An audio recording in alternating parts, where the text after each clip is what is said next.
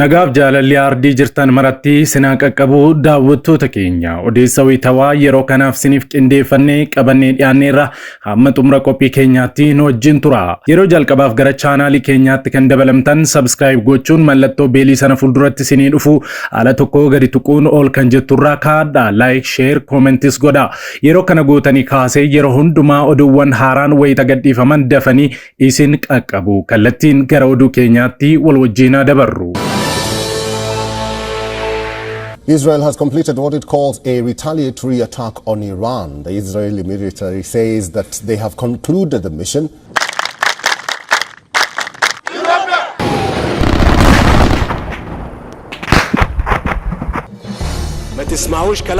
All Egyptians who are listening to me, listen to my words only. Only mine, I say. ኢትዮጵያውያንን የሰው አንፈልግም የሚፈልገንና የሚነካንን ግን እንደ ልማዳችን አሳፍረን እንመልሳለን። Oduu Ammee Wanti in yaadamnee fi hin eegamne ta'e addunyaan waan haaraa fi gammachiisaa dhagee baha giddu galeessaa Libaanositti nagaan bu'uu fi Israa'eel fi Hezbollaan waliigaltee dhukaasa dhaabuurra ga'uu isaanii ibsan. Ministeerri muummee Israa'eel Benjaamin Naataaniyahuun ibsa galgala baasaniin waraana Hezbollaa waliin nagaa buusuuf waliigaluu isaanii beeksaniiru. Israa'eel akkamitti waliigaltee waraana dhaabuu mallatteessite icciitiin Hezbollaa fi Israa'eel harka wal fuusisee hoo maali odeeffannoo gurguddaan baaniiru bal'ina isaa isin biraan geenya.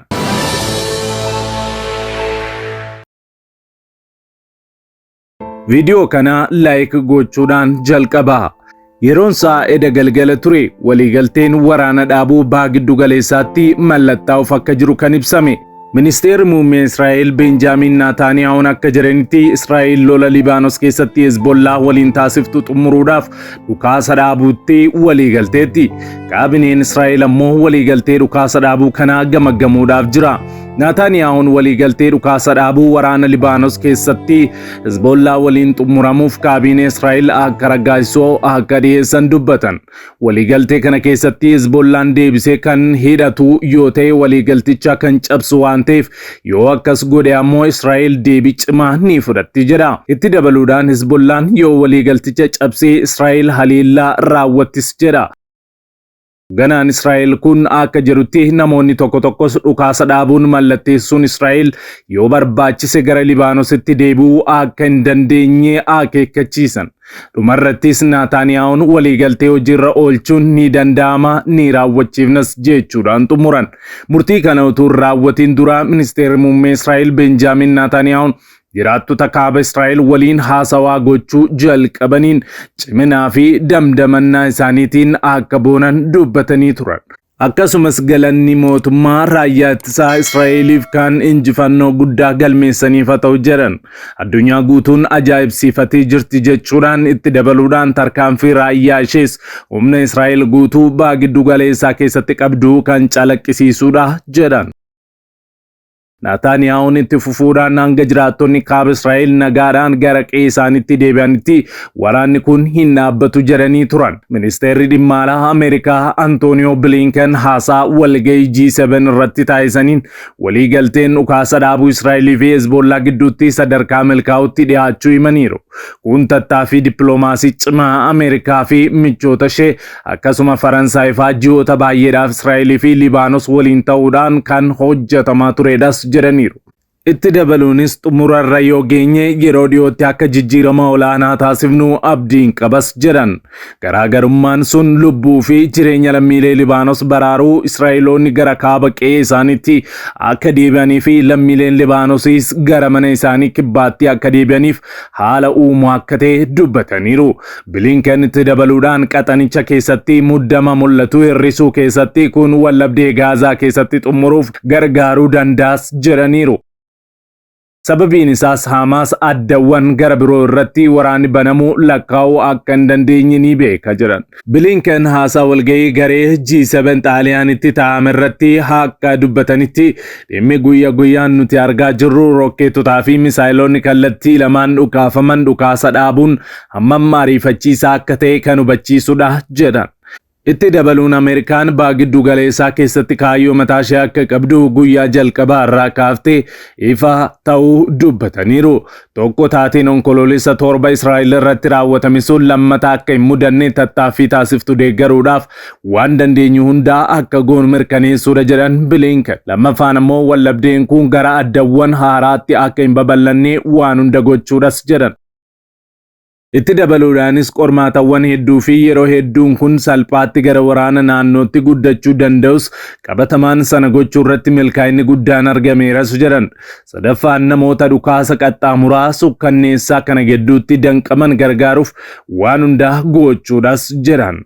Israa'el kaleessa waaree boodaa utuu labsiin dhukaasa dhaabuu hin labsamin misaayiloonni 10 Libaanos irraa gara kaaba biyyattiitti furguggifamaniiru jette. Rokkeetota 5 kan Libaanos irraa gara naannoo Israa'elitti qaxxaamuran humni qilleensaa Israa'el qorataniiru jedheera raayyaan ittisaa Israa'el IDF. Gama biraan haleellaa qilleensa irraa Israa'el giddugala Beeruut irratti raawwatteen kaleessa namoonni 7 du'uu ministeerri fayyaa Libaanos beeksisee ture utuu labsiin waraana dhaabuun labsamin dura. Kaabineen Israa'el waliigaltee dhukaasa dhaabuu Hezbollaa waliin Libaanos keessatti taasifamuu danda'u irratti walgahii eegaluu AFP'n qondaala tokko wabeeffachuun gabaaseera. Walgahiin kun sa'aatii muraasa kan turu ta'a jedhames eegama.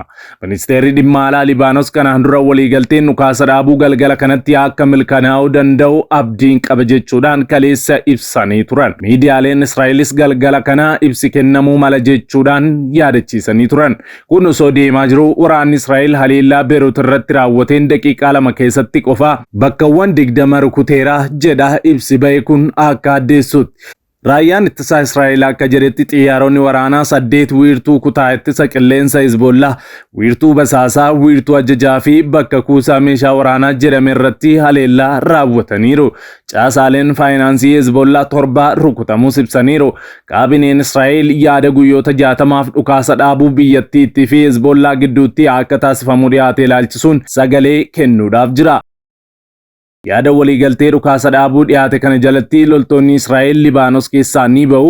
Hezbollaan ammoo loltoota isaa fi meeshaa waraanaa kibbaa laga Litaanii kan karaa Libaanos Israa'eliin daangessitu irratti kiiloomeetira 30 fagaatee argamu keessaa ni baasas jedha. Loltoonni Hezbollaa bakka sana jiran ammoo waraana Libaanositti bakka buufamu. Dhimmoota waliigaltee kana keessatti dhiyaatan keessaa lachuu dhukaasa dhaabuu fi Israa'el zoonii moggaa kibba Libaanos keessatti qabattee hin jiraatu akka Israa'el chaanaal 12 gabaasetti. Chaanaal 12 itti dabaluun humni ittisaa Israa'el IDF guyyoota 60f Libaanos keessa turuun yeroo humni waraanaa Libaanos IDF bakka bu'aa deemanitti mootummaan Libaanos meeshaa waraanaa bituu fi oomishuu biyyattii keessatti deemsifamus ni hordofa jedha. USA'n koree biyyoota 5 qabu dhukaasa dhaabuu kana hordofuun kan dursitu yoo taatu yoo Hezbollaan waliigaltee kana kan diigu ta'e Israa'el Libaanos haleeluudhaaf mirga akka qabdu xalayaan mirkaneessitiifis jedhaniiru. Ministeerri muummee Israa'el Benjamin Netanyahuun waliigaltee kana sadarkaa yaadaatti fudhachuu isaanii The Times of the Israel gabaaseera. Afiyaa'iin itti aanaa paarlaamaa Libaanos Eliyaas Boow Saab Rooyitersitti akka himanitti waliigaltee kana hojiirra oolchuu irratti Netanyahuun yaada isaa hin jijjiirratiin malee gufuun hamaa ta'e hin jiraatu jedhaniiru. Manni murtii yakkaa idil addunyaa ICC ministeera muummee Israa'el Benjamin Netanyahu irratti murtee hidhaa osoo hin taane murtii du'aa dabarsuu qaba jechuudhaan gaggeessaan olaanaa Iraan Ayatollah Khamenei ammoo waliigaltee waraana dhaabuu kanarratti yaada faallessuu kaleessa kennaniiru. Tajaajilli oduu Reuters akka gabaasetti dureen Iraan Ayatollah Ali Khamenei Netanyahuuf kan malu hidhaa osoo hin taane murtee du'aati jedhaniiru. Manni murtii akka idil addunyaa ICC kamisa darbe ministeerri muummee Israa'el Benjamin Netanyahu ministeera ittisaa duraanii kan Yoav Gallant akkasumas gaggeessaa Hamas kan amma lubbuun hin jirre Mohammad Da'iif irratti ajaja hidhaa baasuun isaa ni yaadatama. Murtee manni murtii yakkaa idil addunyaa kanarratti guyyaa kaleessaa yaada kan kennan Ayatollah Khamenei ajaja hidhaa baasanii jiru kun gahaa miti gaggeessitoota yakkamtoota kanarratti murteen du'aa darbuu qaba jedhan waa'ee gaggeessitoota Israa'el yoo ibsan dursaan Iraan kun. Manni murtii yakkaa idil addunyaa gaggeessitoota Israa'el irratti ajaja hidhaa kan baasan waraana Gaazaatti gaggeeffamaa jiruun sarbama mirga namummaa raawwataniiru jedhaniitudha. Ministeerri muummee Israa'el Benjaamin Naataaniyaahu fi ministeerri ittisaa duraanii Israa'el Yo'aaf Gaalant Gaazaatti gochawwan ajjeechaa beelaa akka meeshaa waraanaatti itti gargaaramuu raawwatameef itti gaafatamoodha jechuudhaan ICC'n ajaja hidhaa kan irratti baase. Benjaamin Naataaniyaahun yakka farra dhala namoomaa raawwachuun mana murtii yakka idil addunyaatti himatamuun hooggantoota biyyoota addunyaa akka hidhaman ajaji irratti ba'e 4 keessaa tokko akka ta'an ibsameera. Naataaniyaahun tarree hooggantoota akka pireezidaantii Raashiyaa Vladimir Putin, hoogganaa duraanii Sudaan Omar al-Bashir, kan Liibiyaa Mohammad Gaadaafi duukaa hiramaniiru. Murtee ajaja hidhaa ICC'n baasee booda Israa'el dheekamuun murticha akka hin fudhanne beeksifte. Murtichi jibba sanyummaa warra Yihudii anti-Semitic bu'uura kan godhatedha jechuudhaan ibsiti. Gaggeessaa olaanaan Iraan Ayatollah Khameneiin ICC'n gaggeessitoota Israa'el irratti murtii hidhaa osoo hin taane murtii du'aa dabarsuu akka qabu waamicha gochuun tarkaanfii Israa'el giddu galeessaatti fudhataa jirtu humnoota ishee morman jabeessu malee akka hin laaffisnes dubbataniiru. Tarkaanfiin warri Israa'el fudhataa jiran kan moo'ichatti isaan geessu miti, gochawwan yakka waraanaa raawwataa jiru ajaja du'aatu irratti ba'uu qabas jedhan. Dursaan Iraan Ayatollah Khameneiin itti dabaluun mana namaa boombiidhaan haleeluun moo'icha miti.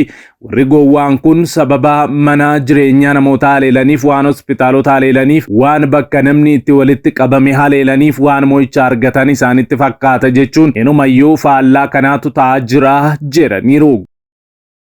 Gochaan isaanii humnoota diddaa caalmaatti jabeessaa jiras jedhan. Waraanni Gaazaatti eegalee babal'atee humnoonni Iraaniin deeggaraman kanneen akka Hezbolla, hidhattoota Hutii fi milishoonni Shiyaa Iraaq Sooriyaa keessa jiran akkasumas Iraan hirmaachisee jira. Israa'el Gaazaa fi Libaanositti loltoota bobbaaste lolaa jirti. Iraanii fi Hutii faa wajjin immoo fageenyarraa diroonii fi miisaayilaan wal lolaa jirti.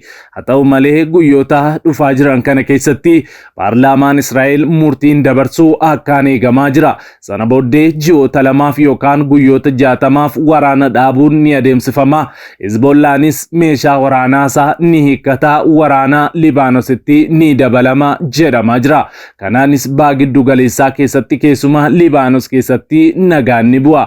Gama Hamaasiin ammoo waa'ee waraana Hamaasii fi Israa'el gidduutti adeemsifamaa jiru ilaalchisee hanga ammaatti waraana dhaabuu akka danda'aniif wanti jedhame hin jiru.